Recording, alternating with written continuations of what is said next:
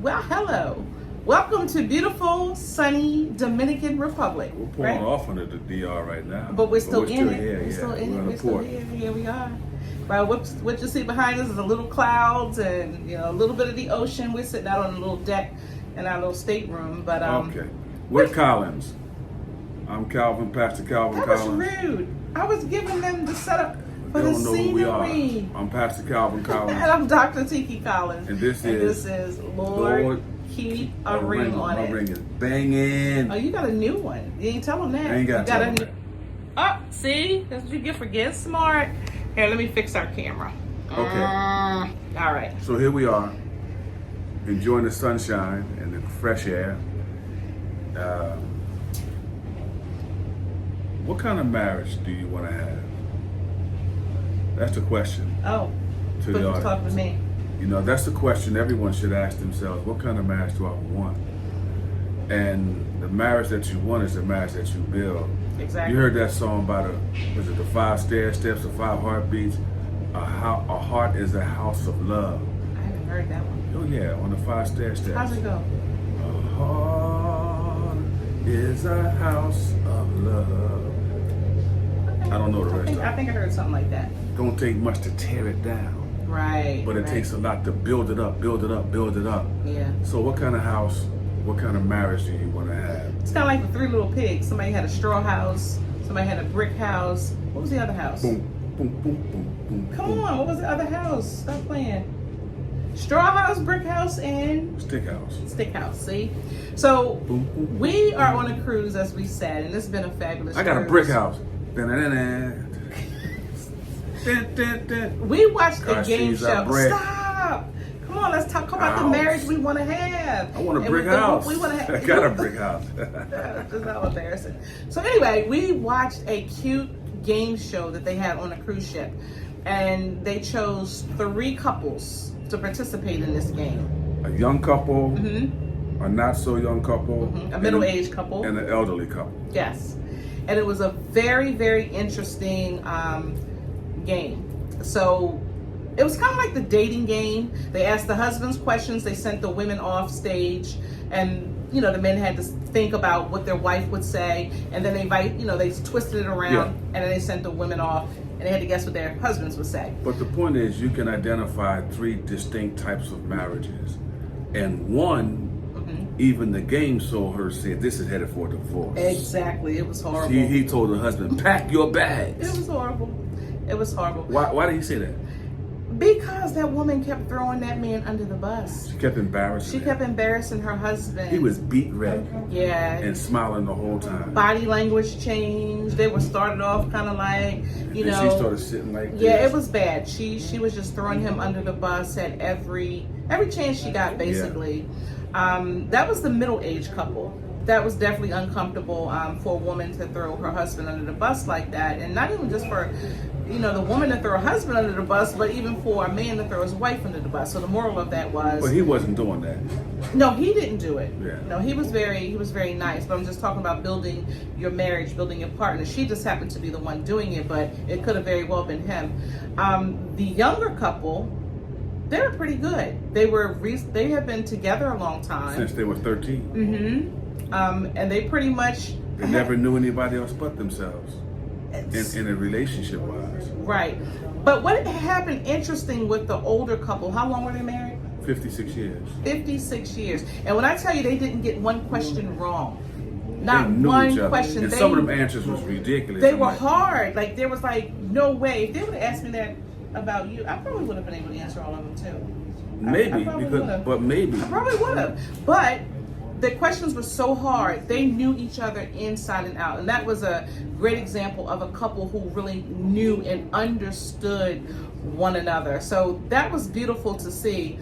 But what was interesting though with that, well, we'll just talk about that a little bit, honey, because that was a couple, like I said, they really knew each other. And what is another beautiful principle? The thing about it is that I think that when the question was asked, what do you do that gets on your wife's nerves? Or it was asked the wife, what does the one thing your husband do that gets on your nerves? And the way that they answered it, it was an answer that it was like, there's no way this guy's going to match this. Exactly. And it was exactly what she said every single time, and vice versa. I'm a Kool in the Gang fan. I'm a pastor, but I'm a Kool in the Gang fan, old school Kool in the Gang. They had a song called It's Time for Love and Understanding. You can have love, but you got to have understanding. Have to have understanding. Couple number two, they did not understand each other. That woman did not understand, even if this is what you feel about your husband, you don't put that out there publicly like that to embarrass him. It was very embarrassing. I was embarrassed. I was embarrassed for him. Like she was just running him over, and I don't care how, bad things are. And I often say, like even in our home, my husband and I, we have a great relationship. But even if it's something that I'm displeased with, I always say, honey, I can deal with you. I can beat you up, but ain't nobody else going to do it. And I don't care how bad I feel about something. I'm never going to throw my husband under the bus, right? When we get home, we can deal with if it's something that I'm displeased with. But we're in the public. There's nothing I'm going to say. Everything off my lips are going to be edifying. That's right. Right? And how many thousands of people were sitting in that? It was about 1,000 people. 2,000 people easy. Yeah, it was bad. And then they viewed it on television and all this kind of stuff. But so let me put it this way: you can build a house with 7 rooms of gloom, GLOOM, or 7 rooms of bloom, BLOOM, and each room you have to work on it. Yeah. You have to I know how to make her smile. I know how to make her cry. And I'm a guy who's an antagonizer. You are. Right, and because I grew up being antagonized by my big brother, and my cousin Penny, they antagonize her. So that's what we used to do. So I would antagonize her, but she wouldn't accept it too well. Didn't like it. So then I understand, okay, that's making her not bloom. Right. It's the rose is folding up. So I need to stop that and let that rose in her unfold. You understand? And I know what to do, what to say, most of the time. Yeah. You understand? And she does the same for me. Yeah, it's a little different in. All she gotta do is call me Superman. I'm good to go. You are Superman. That was a question last night too. They said, what would you say about your husband? Is he Superman? Gone with the Wind? What was the other one? Mission Impossible. Mission Impossible, or Saturday Night Fever. Or Saturday Night Fever. And all of them did say that their husband. Wait. Yeah. It's how they said it. It's how they said it. The first one, who was a young couple, said, "Well, I know what he would say. Yeah. He would say he's Superman." Right. The second one, who was throwing her husband under the bus, he'll say he's Superman. Yep.